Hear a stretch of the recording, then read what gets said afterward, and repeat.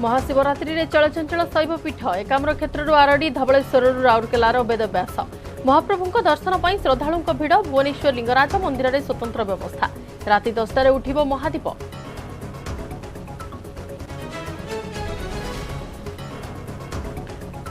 गजपति मोहनार बेतर सिंह गाँव में अभावन घटना श्वासरुद्ध होई दुई मृत जड़े गुरुतर घरे जेनेटर लगाई शोइथिबा समय अघटन।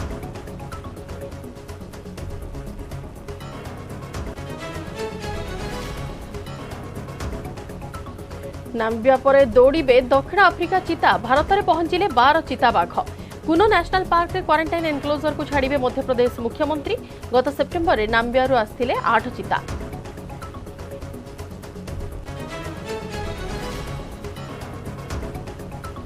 प्रेमिका को हत्या पर फ्रिज रे रखिबा मामला अभियुक्त साहिल गेहलट का बापा वीरेंद्र सिंह को गिरफ्त कला दिल्ली पुलिस। निकी को पुओ हत्या करथिबा जानिथिले बापा मंदिर रे निकी और साहिल बाहा होइथिबा नै मिलिला प्रमाणपत्र।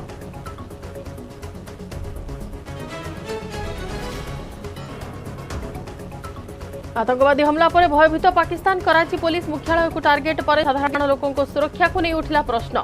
आक्रमण में 3 आतंकी सहित 7 मृत 19 आहत आक्रमण पर निजको दायी करिछि टीटीपी।